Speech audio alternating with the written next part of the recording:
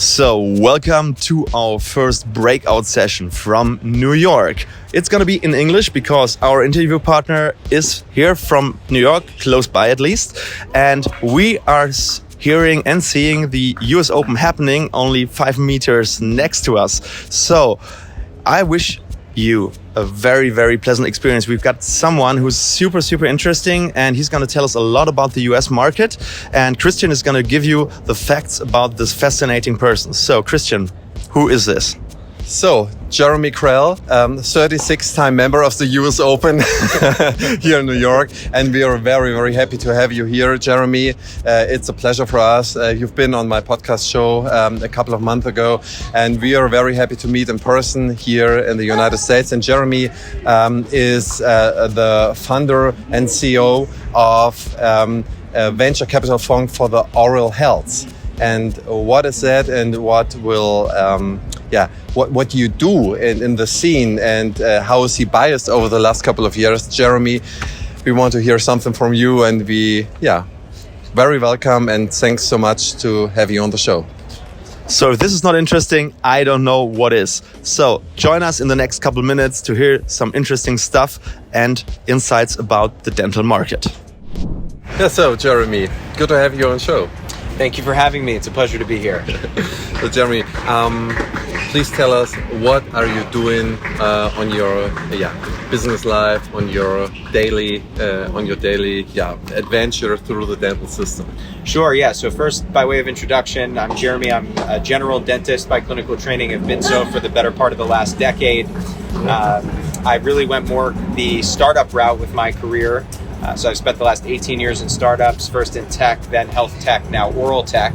So I'm currently the managing partner of REVERE Partners, which is the first and only independent venture capital fund focused on oral technology globally. So I run a venture fund that invests in dental startups. Okay, so you went from broad to narrow to really narrow, basically. That's right. We kind of found a niche and parked ourselves in that niche, really wanting to kind of effectively own the space. Yeah. Okay, so how big is your fund right now, and how many companies are in there? Yeah, so our fund, you can measure it in a lot of different ways. We're about 50 million in assets under management, AUM. We've actually launched a second fund on top of that now as well, called Rise Health at the beginning of this year, whereas REVERE was launched about 3 years ago. We have a third fund coming out at the end of this year as well. So we're building kind of an ecosystem of funding resources for dental technologies. The fund has about 500 companies in the pipeline, so there's a lot of dental startups out there looking for money, and we've invested in 23 companies to date. 23 companies. So we invest in about 3 to 5 per quarter. So we move pretty quickly. We invest in only about 5% of the companies, just due to the sheer volume of those. Okay, so you walk away from 95% of the deals, basically. That's right. Unfortunately, we have to, follow up, let's say, with the other 95%. Of course, there's always some in there that are not the best ideas, but there are a lot in there that are actually good ideas. It's just the timing for one party or the other maybe doesn't align. So the first fund is a seed fund. The second fund is like a growth fund. So the way that we're looking at it is just a slightly different thesis. So the first fund is looking for dental technology, so software to consumer products to fintech.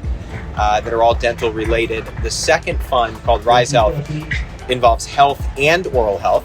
So it's driving some of that oral health, kind of cross ecosystem, oral systemic health links, if you will. And then it also looks for, RISE stands for Real Inclusion, Strength, and Empowerment. So it's looking for women, LGBTQ, BIPOC, true minorities in leadership and ownership positions in those startups. So it has a little bit of a DEI or diversity, equity, and inclusion focus to it as well. The third fund, which is not yet out yet, will be focused on really clinically backed, scientific, hard tech in dental, right? Things that have sort of a regulatory process or have a clinical trial process, things that can't really be best handled in the ecosystem of the other two funds. Okay, so with the first fund, you invest in pretty much in the seed rounds, or do you also invest in Series A's and Series B's? So and what are the ticket sizes? It's a very interesting. Absolutely, yeah. So the first fund, the REVERE or main fund, we probably invest mostly in Series A. Probably about 45% of what we do there is Series A. with a standard deviation to the left and to the right. So we look at seed and seed plus to the left, probably about 20% of what we do, and we look at post Series A or follow-on investments to the right. So it's probably about 35% of what we do. Okay. So that's the main fund. Ticket sizes can really vary. We strategically will tend to write a smaller check the first time we invest in a company. We then help the company very strategically 6, 12, 18 months, and then we look to write a bigger check in those that perform well. Yeah. So ticket sizes can really vary from say 500K to maybe about 5 million. Okay. Oh, 5 million is already pretty big. This is mostly the Series B rounds then, probably. Yeah, those will be Series A or really, Series B, post Series A follow-ons, things like that. Super interesting. Yeah. What kind of business do you look for? So is it more the software business, like the layer 2 businesses for collecting the doctor to the patient, or is it like in help medical treatments to forecast medical treatments, or what kind of business are you invest in with REVERE? Yeah, so we try to diversify what we think the return is going to be for our LPs, for our investors. So software businesses, which we do, a good chunk of, they tend to take about 3 to 5 years on the average. So we'll look at software, B2B, SaaS, marketplace plays in that bucket, AI, things, all kinds of things in that software bucket. Then from there, we'll go and look at, say fintech is a big area that we're looking, tends to take 3 to 5, 4 to 6 in that regard.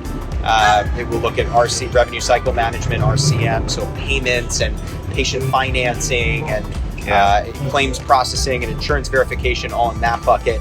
Really big market by now because Huge market. Prices rise and people try to find ways how to pay the dental treatment because they don't have the cash. That's right. And it's also a big mess in the way dentistry is practiced in the United States. Yeah. They're real, and globally. In Germany too. Yeah, there just isn't a cohesive company or companies that cover all of those services really well. So the providers end up with fractured markets. Discrete set of different companies that don't talk to each other well, and the consumer's not really getting the payment solution that they want to see either. Right? So that's a big area. Consumer products, more like 4 to 6 years. We'll look at oral health and hygiene products there.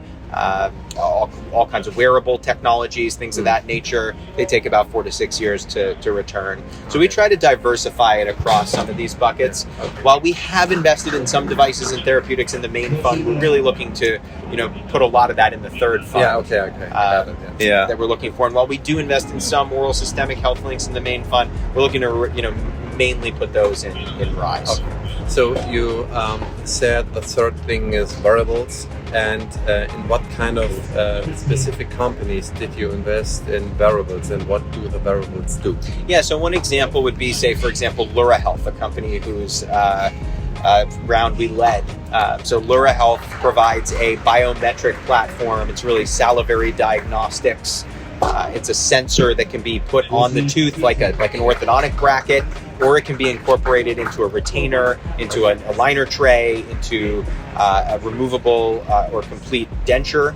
And it's sensing everything from temperature in the mouth to pH in the mouth. It's going to be targeting different, for example, diabetic markers, as well as a variety of other biomarkers. Saliva analysis probably, right? That's right. Yeah. Being, kind of headed towards a large-scale salivary bioanalysis. And, you hear from a lot of clinicians, and I think even the consumers have an understanding of the fact that you can catch a lot of disease processes early in the mouth, right? But we can only catch them if we're looking. Do you think that that those platforms are going to confluence? Do you know that ring here, this Aura ring? Aura ring, sure. This one already collects a lot of data. Other wearables will collect the data in the mouth. Other wearables maybe in the body. And I think it's going to be the future that all those data that is being collected is being merged to bring more sophisticated analysis, and thus better therapeutics and better diagnostics, and thus just gives doctors and all those people better ways to understand the body and make better therapies. That's right. Yeah, I think it's the world is going to become more personalized medicine. I do think the wearables have kind of a confluence at some point. I think when it comes to the mouth, the first place they confluence is with the gut, right? Yeah. Because a lot of what you swallow then goes into your stomach and your digestive tract, and there's a lot of related health that's there. I think at the end of the day, it has to really make sense to the consumer. You have to provide them the notifications on things they understand and can do something about, so they can feel empowered and own their own healthcare. CEO of your own healthcare, basically. Exactly. And to the providers, I think it's really a tricky business because they're very, very busy, right? They don't have time to be looking at every single person's biometrics across multiple accounts. It's daily. gonna be AI basically supported, right? That's right. You need to raise to their attention the most important things, and also in the United States, some other countries, they're fairly litigious, right? So information is power. If you give a provider all this information and then they didn't catch something, right, it's potentially a problem for them. So it really, the synthesis is so important, that extra data layer where you pull out of all the different biosensors and you can cross-analyze what is most important is important to both the consumer and the provider. There's so much noise, because you need to see the signal and the noise, and this is what AI is going to be.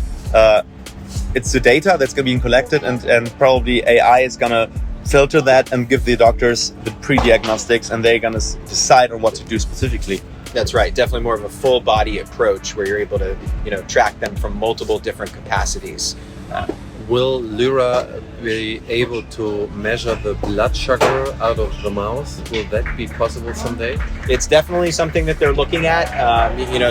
Comes into play most with diabetes. And there are a number of different diabetic markers that can be measured through the saliva. So I know it's an area of high popularity because it's just such a global public health and problem. Diet. I mean, if you're doing a diet and you're trying to basically manage your insulin basically levels, because this is what's making you successful. If you basically have it low, you're gonna sustain the diet, and if you get permanent data and that you are successful in it, or if you're not successful, you can change something.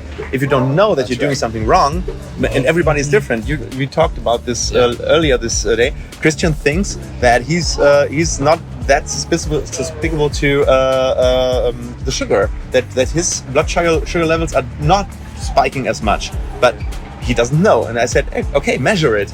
And if it gets easier, it's more convenient. The problem is that you're unable to measure it right now. You can put some kind of device. Sensor, you have to prick your finger and do blood 24/7 basically. And this kind of sensor, like from Hello Inside, is one company. You need to change it every 2 weeks. Like Abbott is one of the provider of this thing, but this is not very convenient. So when you go through an airport, they always ask you, do you have the diabetes pass, or do you have things? What is that? And so nobody knows about it. So as soon as you can measure it through a ring, or better in the mouse, I think it would be a no-brainer product for a lot of people. This would drive mass adoption for it. Yeah, and it catches other problems too, right? I mean, in dentistry, we talk a lot about the acidic environment in the mouth, just mainly because of remineralization and demineralization of the teeth. But there's actually other conditions too, right? If somebody's having acid reflux or GERD, right, in their gut, which is a massive problem that affects a lot of people globally, can be quite dangerous for the esophagus, right? But you go to the GI doctor and or the ENT, and the first thing they tell you is, well, cut out everything, right? Cut out alcohol, cut out chocolate, cut out all acidic fruits and vegetables. All of a sudden you're eating nothing at all, right? And that isn't going to work for people, right? They kind of chuckle at that and walk away, and it doesn't help the patient, right? And on the other hand, if you have a biosensor and it's telling, let's imagine you're not eating anything at the moment, but your sensor starts ringing that there's acid going on, right? And that's maybe because you just had a beer. Yes. Or you can say, okay, beer cause, and we got a result, and now you've got a learning effect. That's right. That's what people need. I think you need to lower the barriers, like you said. So when you want to help the people and say, okay, this specific thing, leave that away, then they may follow your instructions. But when you say, like you said, cut off everything, it's like a wall in front of your face. It's not digestible. No pun intended. It's just not digestible. And if a doctor says it, and people think, okay, this is a doctor, but he doesn't know everything. But if a device tells you, and it's totally neutral, and every single time you do it, you get the result. Every single time you do it, you get the result. Then you have a learning effect, and then you accept. And if you accept, you change your behavior, and that's what's necessary to change behavior. if you want to have different health results. And you need to be, it needs to be at a lower point that everyone can use it. Everyone can get used to it, and not to change the full life from 0 to 1, from now to binary, tomorrow, to change everything.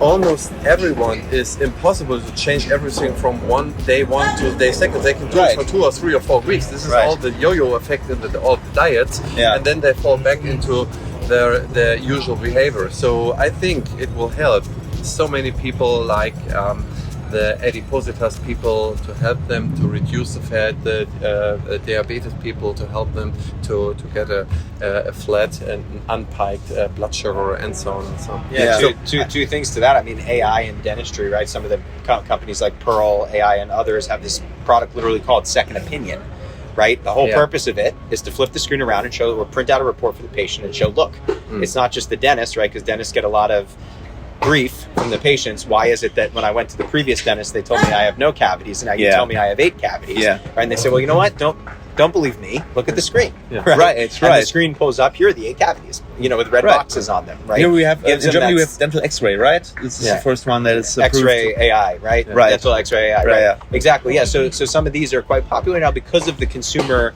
end or the second opinion to it.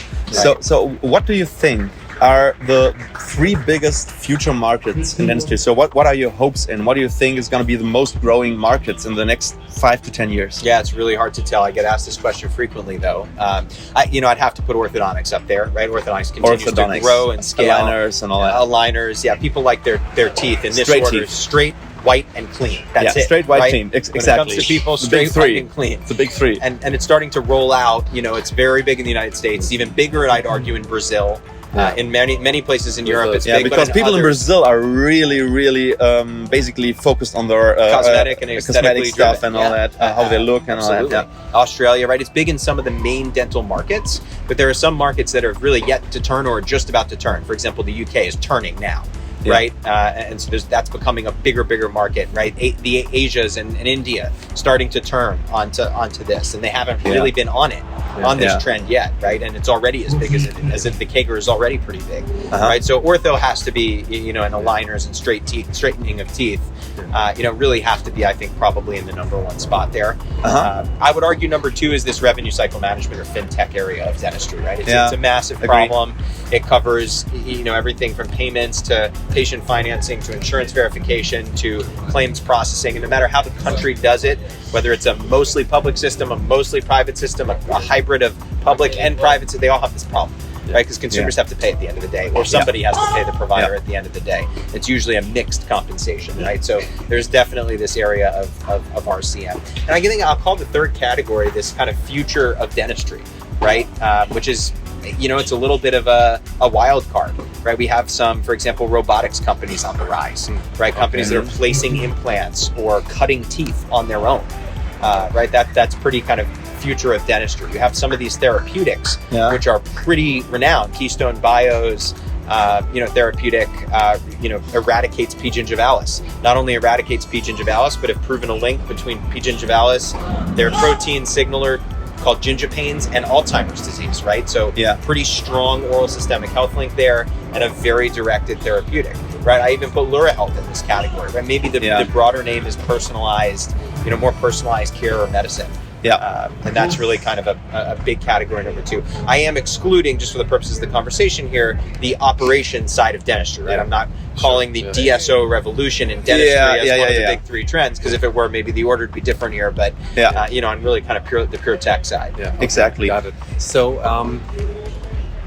you started up in the United States with REVERE. So are your investment just in the United States, or do you make investment also in South America, in Europe? And as you said, the United States and a couple of states in Europe are pretty much front runners in the dental health. And I think there are big opportunities for the Asian countries and maybe some South European countries and South American countries as well. So what is your what is your key target in order to the geographics, and what do you think in the next couple of years, how will that develop? Yeah, so we have about a 75-person team and hundreds of investors. The majority are focused on the US or maybe North America, you could argue. That said, we're global in both our investors and our investments. So we do have several investments globally. We have one in Switzerland, one in Europe, one in Israel, one in Brazil, for example. And then we also have investors from many, many countries globally. So we do definitely have a global footprint. We're looking to continue to grow the global footprint into some of the main and largest markets. Those that are as you mentioned, a little bit more mature in the dental space. So Germany and Switzerland and France are very much have been at the front of dentistry for a long time. As well as those that are kind of up and coming, India, China, and many others. So when you have a good product, a good company, you fundraise and you make later on the Series A, Series B, and the company is focused on the United States, and there must be a chance through you. That was my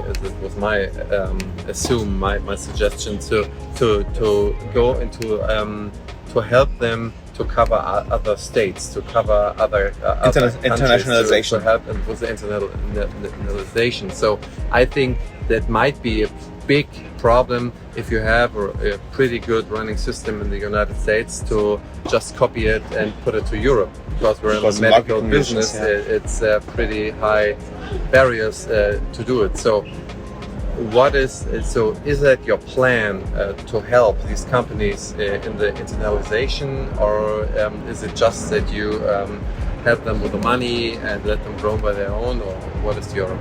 Yeah, so I'll answer this question in kind of a few ways. First of all, we're very strategic, right? We look to not only invest, but also to help the companies. We have about 25 different support services that we put around portfolio companies that we've invested in.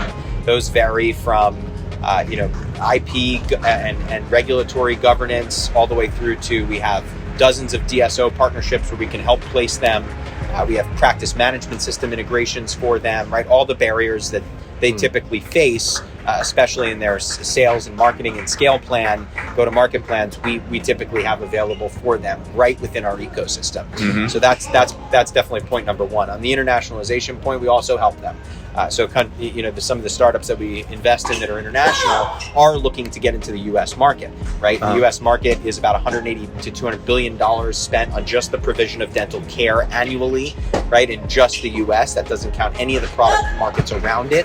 So many are looking to access this market with probably 200,000 dentists, 150,000 dental practices or so, right? So, for example, we've invested in a Swiss-based company that's in endo, right? It has both a cleaner and a filler that are revolutionary, called Lumendo. We're looking, to once they hit market, looking to help them gain access to the United States, right? We have others that want to stay within their market and conquer it. SoSmile is an aligner, a doctor-driven aligner platform in Brazil, right? And they're looking to kind of stay there and own it for now, right? We look at, other companies like Nobio. They're a nanotechnology particle that allows surfaces to remain, bacterial or pathogen-free. They currently are in a filling material, and it's in the U.S., right? But an Israeli-based company that we've now, helped transition to the United States market. A new one coming up in our Q4 is run by Clarté, and it's called Augmented. And Augmented is holographic surgical planning and guidance, right? And so you're talking about a kind of an AR, VR type play there, and looking to help them gain access to the U.S. market. So a lot of them want to gain access to the U.S., but it's also important for us to have options, right? Depending on the regulatory pathway, sometimes the FDA in the United States is pretty obstructive, right? And so it might make sense to launch the product, get the CE mark first, and launch the product first in Europe, right? We want to get that product to market as quickly as possible. Yeah, and we have revenue and all that. That's right. So it's good to have options with some of the different regulatory systems in different countries. We also play against Health Canada, right? And sometimes they're even more restrictive. right? So it's good for us to have options with these different systems in different countries so that we can help the country get to market as quickly as possible. So once those companies have traction, they are mature, when are you going to exit, basically? And are there companies that you are never going to exit, that are just revenue based, or do you try to get every company to an exit, basically? Yeah, so we try to get every company to an exit. That said, their exit point is different per company.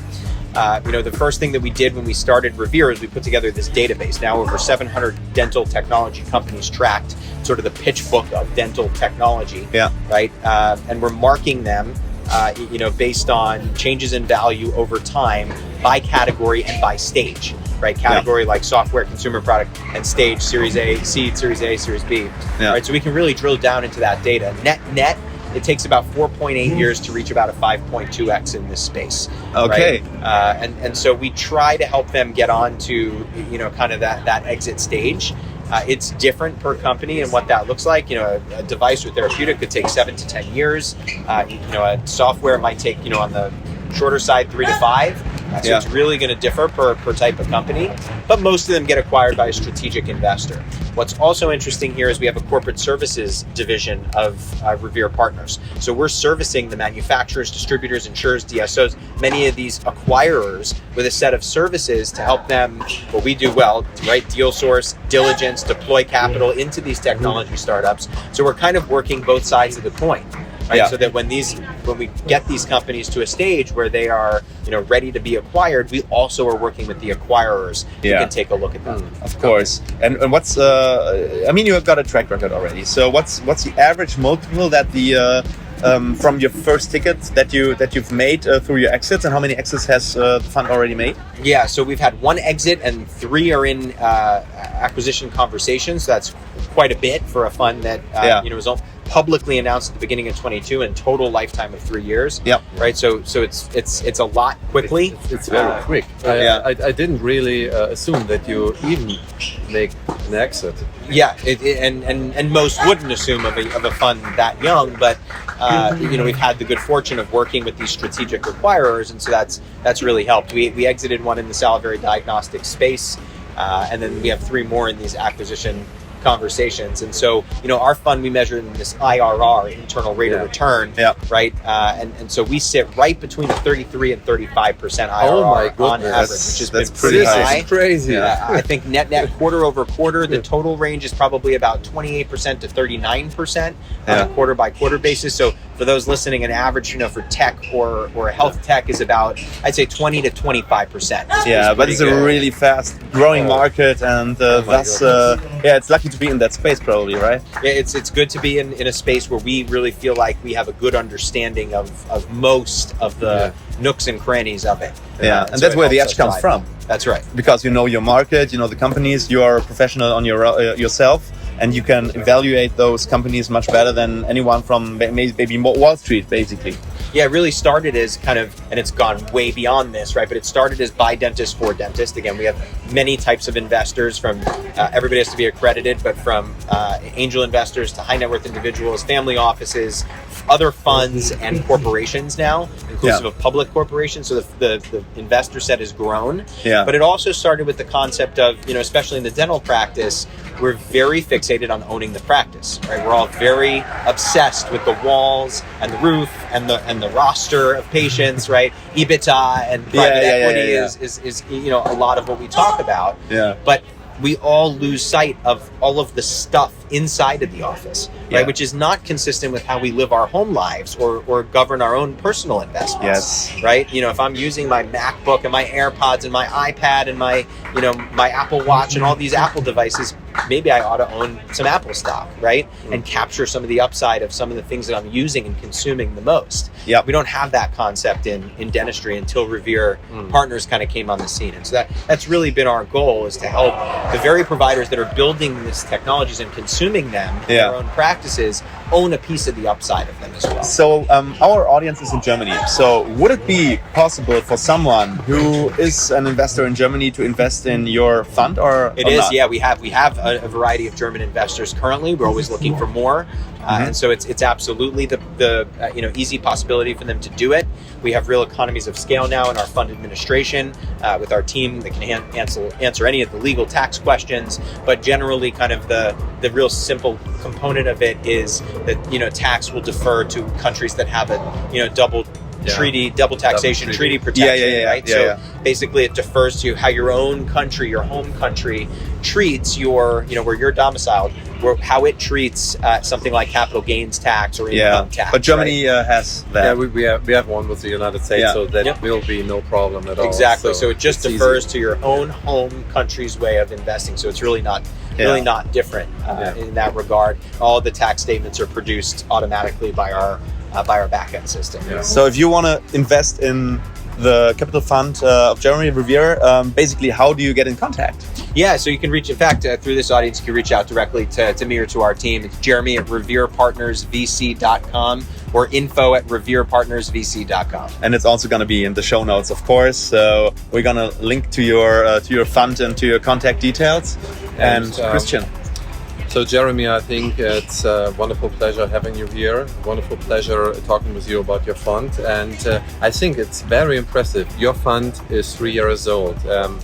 And you already made an exit, and you have a 23 investment, and you have an unbelievable ARR. And we wish you the best for the future. Wish you the best to connect, to make the Apple of the dentistry with all your business, with all your investments. And yeah, I hope we all stay in touch and follow up on you with your way and may help you in the future. So thanks so much for having you on the show, and thanks so much for your time. Yeah, thank you for having me. So it's much. Been a real pleasure, and it's such a global mecca at the US Open. It's a place that's near and dear to my heart that I've been to for so many years in a row, and coming together with backgrounds from different countries, it's incredibly meaningful to me. So thank you for having me. So it's like it's a melting pot for different countries, different nations to meet up. So That's I right. think it would have taken maybe 1 or 2 other years to meet for us in person if there haven't been the US Open. That's right. And by accident we talked about that. So That's it's so true. funny. It's so funny. No, thanks so much. Thanks so much. I hope you enjoyed the interview. And yeah, we're going to do some more stuff here at the US Open, and stay tuned for Breakout Session Part 2. And now we're going to have a wonderful beer together, right? At Heineken tent. Guys? Okay, let's do that. Absolutely. Thank you for the interview. Thank you, guys.